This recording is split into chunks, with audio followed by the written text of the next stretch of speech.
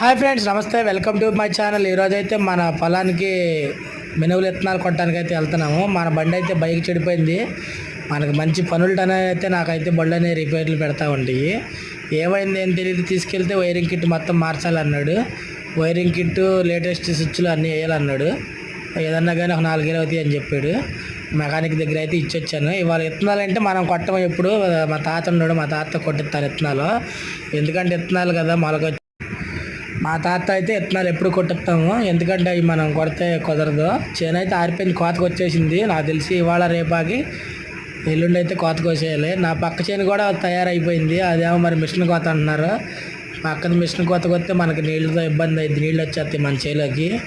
మరి ఏ కోత కొత్తాడో తెలియదు. ఇక్కడ నుంచి అయితే మనకి మన వీడియోస్ కంటిన్యూగా వస్తాయి, షార్ట్ వీడియోస్.